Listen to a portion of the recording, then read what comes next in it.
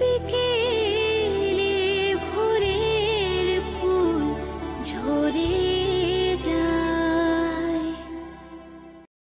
তোর ডাক এসেছে বেশ, তুই যা, আজকে যেন কোনো ভুলচুক না হয়। না ম্যাডাম, কোনো ভুল হবে না। তুই যতই চেষ্টা কর আমার বাজে ডাক্তারের ক্ষতি করার জন্য, তুই পারবি না। কথায় আছে না, শকুনের অভিশাপে গরু মরে না। ঠিক করে কথা বলো।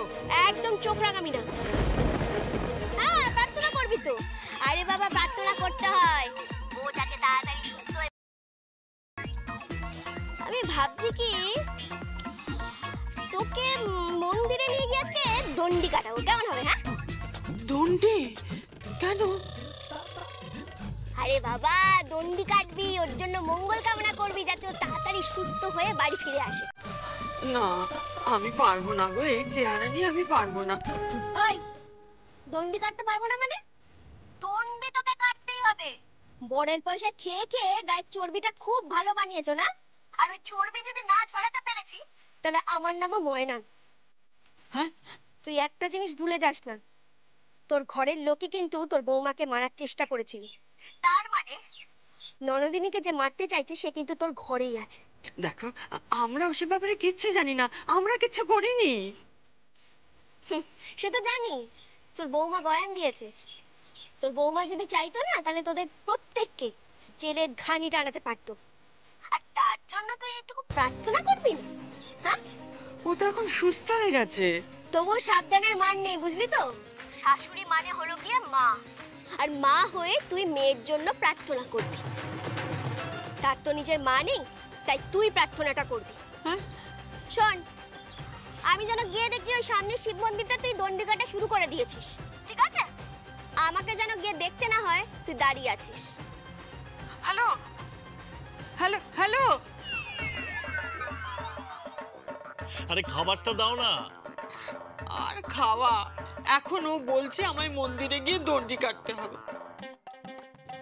এই মোটা শরীর নিয়ে আমি পারি, তুমি বলো? কি সাংঘাতিক একটা মেয়ে রে বাবা, আমার হাড় মাস একেবারে কালি করে দিল। তোমায় নয় দণ্ডি কাটালো, আমাকে দিয়ে যে কি কাটাবে কে জানে। তোমায় কি কাটাবে? কি জানি, কিছু তো একটা ও করাবেই। ও যা সাংঘাতিক মেয়ে না, উফ, আমি যে কি করে ওর পাল্লায় পড়েছিলাম। মা মা শোনো, ওইসব ঝামেলা টামেলা করে না কোনো লাভ নেই। এক কাজ করো তো, স্নান টান করে নাও, ভালো পোশাক আশাক পরে রেডি হয়ে না তো। চলো চলো চলো, দুধ টুধ একটু নিও। আর ওই কি বলে ধুত্রা ফুল, নীলকণ্ঠ ফুলের মালা, এইসব নিয়ে বাবা মহাদেবের পায়ে গিয়ে বৌমার জন্য একটু দণ্ডি কেটে আসো তো।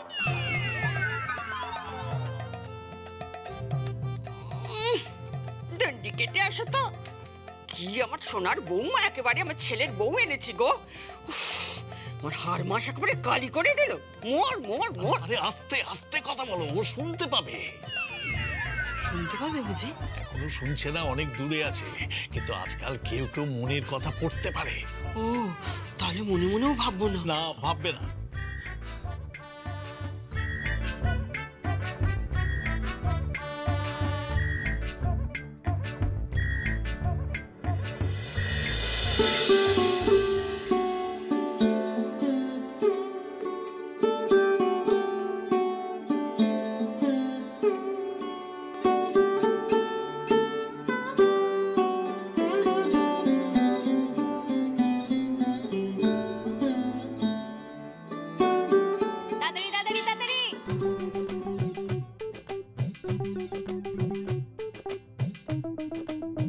বাহ, খুব ভালো।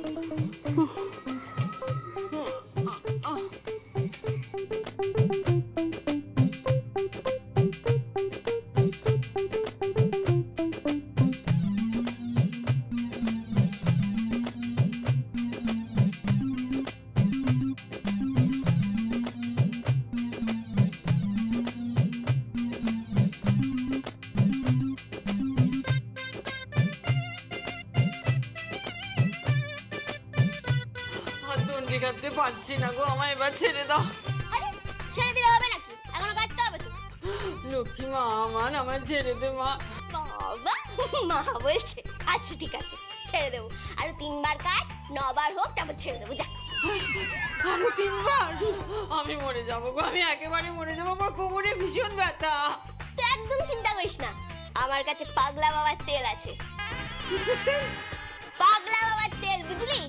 এই কোটটার মধ্যে মালিশ করে দেবো, একদম ঝপ ব্যথা উড়ে যাবে। নে শুরু কর।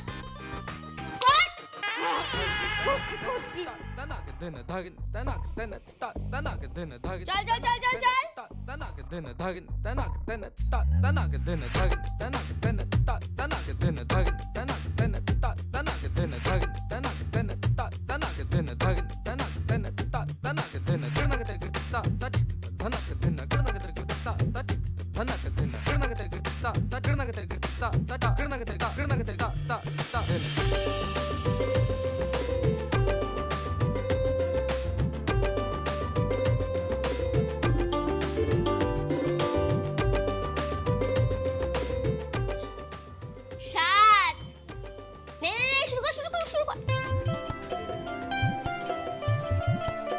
বাহ, খুব ভালো। এই তো 8 আর 1 পাক। নে শুরু কর।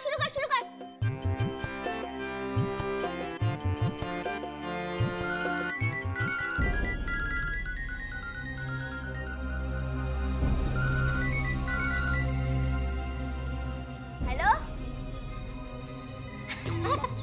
আর চিন্তা করিস না, ওই শ্বশুর শাশুড়িকে না আমি একদম ঠিক করে দিয়েছি।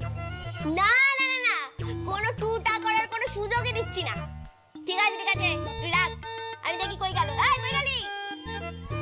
কোথায় গেলি? আয়। নে শুরু কর।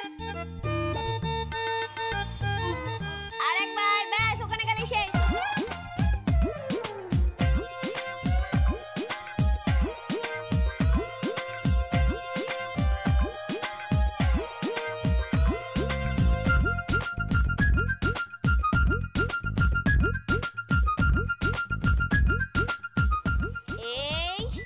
শেষ। আরে শুয়ে পড়িস না, ওঠ।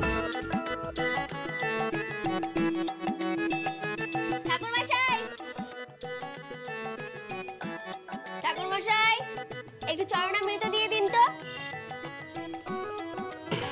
लीन चरणामृत खाएं।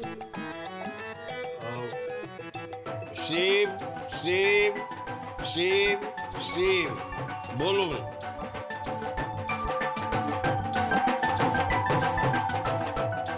জয় বাবা ভোলানাথ, আমি ধরো গো, আমি উঠতে পারছি না।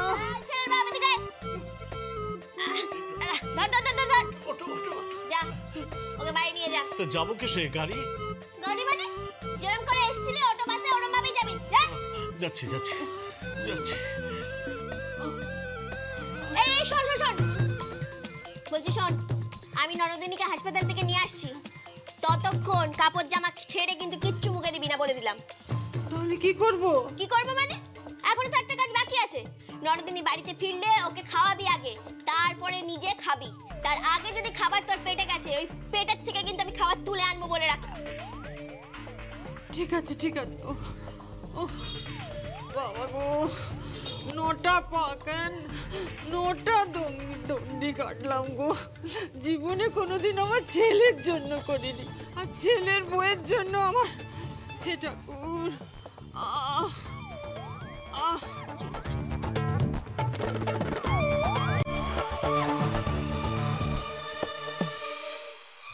দেখ কেমন লাগে শাশুড়ি হয়ে বৌমার উপর অত্যাচার করা। খালি চাই আর চাই, এটা চাই, ওটা চাই, সোনা চাই, গয়না চাই, বাড়ি চাই, গাড়ি চাই, শুধু চাই। আমারও চাই একটা জিনিস, কে মারলো আমার ননদিনীকে?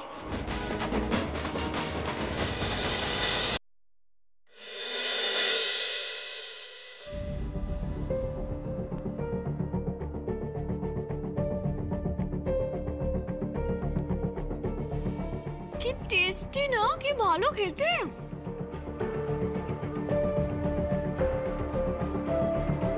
বাহ, দারুণ ব্যাপার। চব্য চোষ লেজ্জ পেয়েও সকলে মিলে খেয়ে চলেছ। বাড়িতে যেন একটা মৎস্য হচ্ছে। তাতেও কি তোমার কোনো প্রবলেম আছে নুপুরদি? না, প্রবলেম অ্যাজ সাচ কিছু নেই। তবে কি এবারের বড় ছেলে তোমাদের বড়দা ভাইকে আজকে এরকম ভাবে কাঠগড়ায় দাঁড় করানো হলো, তার এগেনস্টে কেস চলছে, আর তারই পরিবারের লোকজন, তারই প্রিয়জন একসাথে সেলিব্রেট করছে।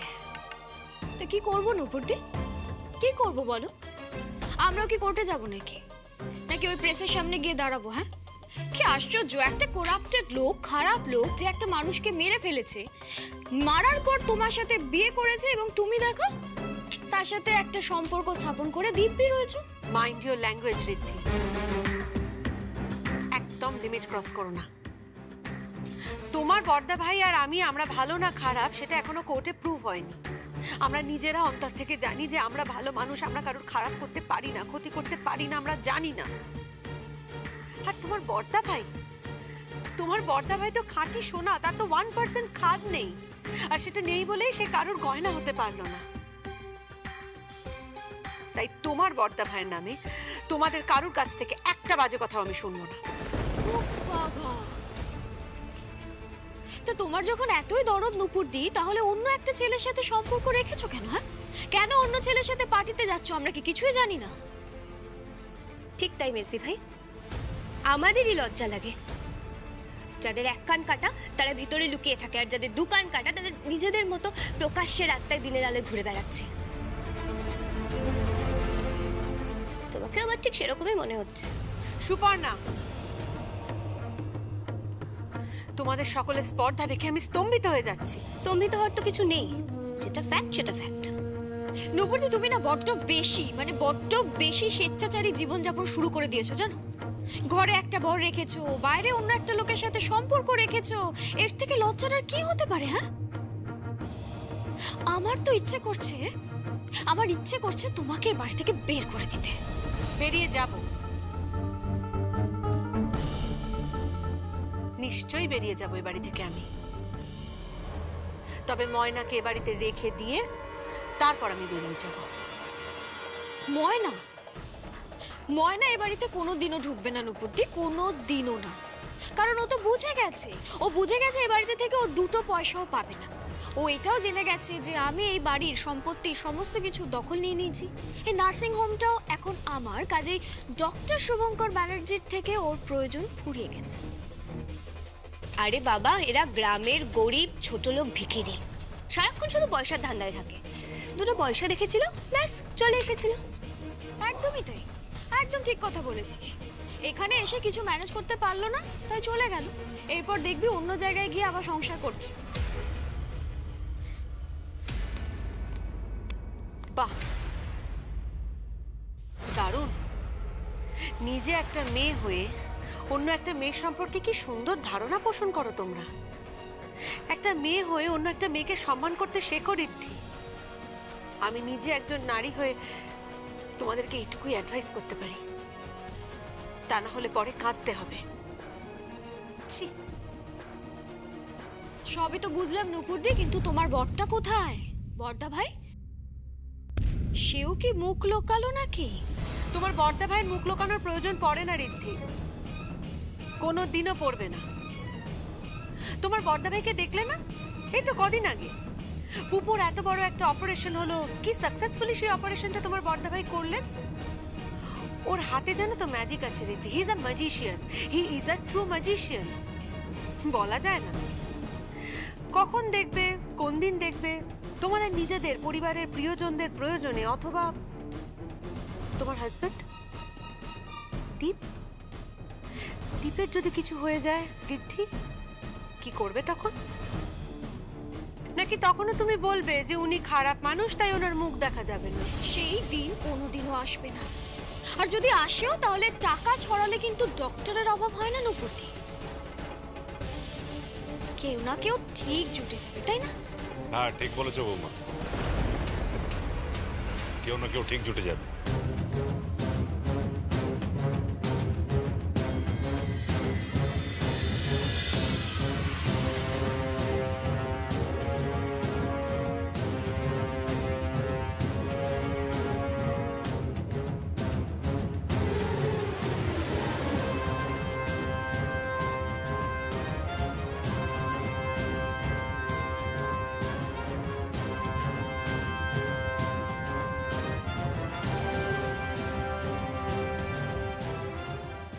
থেকে না মাসির দরদ বেশি হয়ে গেছে, খুব বেশি হয়ে গেছে। দুদিন হলো এই সংসারে এসেছে আর কি শুরু করেছে? হ্যাঁ, অন্য ছেলের সাথে সম্পর্ক রাখছে, পার্টিতে যাচ্ছে, ড্রিঙ্ক করছে, আবার বড় বড় কথা তার মধ্যে জুটেছে ওই বড়টা ভাই ন্যাকামো করছে, নাকি কান্না কাঁদছে। কুম্ভীর আসছো, দেখলে গা জ্বালা করে একেবারে। যা বলেছিস, সংসারের অবস্থাটা দেখ, পুরো ভেঙে চুরমার হয়ে গেছে। আমাদেরকে একটা কাজ করতে হবে, বুঝলি? ওই বড়দা ভাই আর নূপুর দিকে এখান থেকে তাড়াতে হবে, যতটা তাড়াতাড়ি সম্ভব তত তাড়াতাড়ি। কি দীপ, বলো। কি হয়েছে তোমাকে, এমন লাগছে কেন? না কিছু না, এই তো টিভিতে দেখছিলাম যে বর্দা ভাই কোর্ট থেকে বেরোচ্ছে, আর সামনে সব সারি সারি প্রেসের লোক, আর একটার পর একটা কুৎসিত প্রশ্ন করেই চলেছে। আর বর্দা ভাই চোরের মতো মুখ লুকিয়ে গাড়ির দিকে পালাচ্ছে। ছি ছি ছি ছি। চোরের মতো নয়,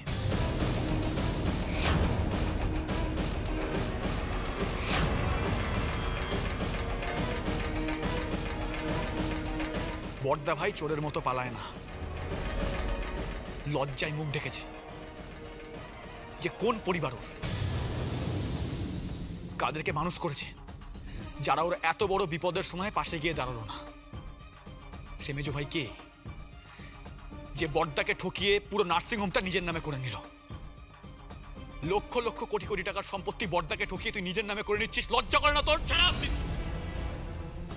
মাইন্ড ইউর ল্যাঙ্গুয়েজ।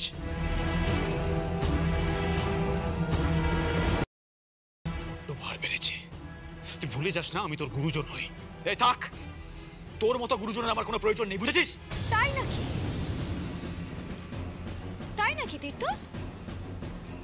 তাহলে Deepika, I am very sorry to say যে তোকে তোর বরকে নিয়ে এখান থেকে চলে যেতে হবে। আমরা আর তোকে খাওয়াতে পারবো না রে। চলে এসো দীপ। আর একটা কথা, তোমার ওই বড়দা ভাইকে বলে দিও অন্য জায়গায় থাকার ব্যবস্থা করে নিতে, কারণ এই বাড়িতে ওনার আর থাকার জায়গা হবে না। কারণ নোংরামের একটা লিমিট থাকে।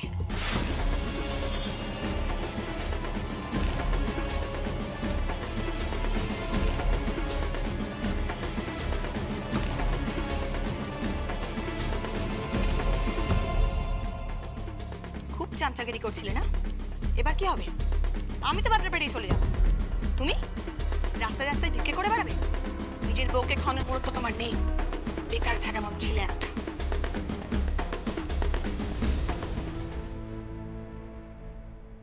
আমি বেকার টাকা বোন, আমি তোমাকে কিচ্ছু বলবো না। শুধু একটা কথা মনে রেখো, এই কথাটা বলার জন্য একদিন তোমাকে আফসোস করতে হবে। বিরক্ত লাগে।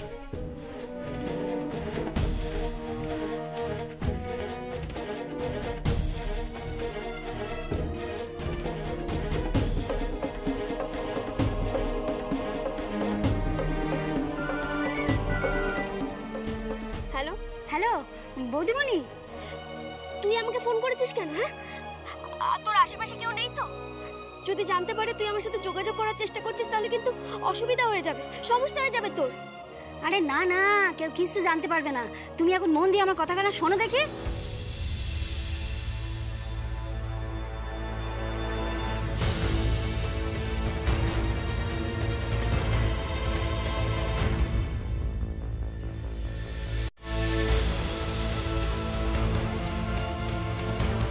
সে কি, তুই একদম চিন্তা করিস না, আমি সব ঠিক করে দেবো। প্রথমে ননদিনের ঘরটা ঠিক করি, তারপর আমার বাজে ডাক্তারের সংসার। রাখছি।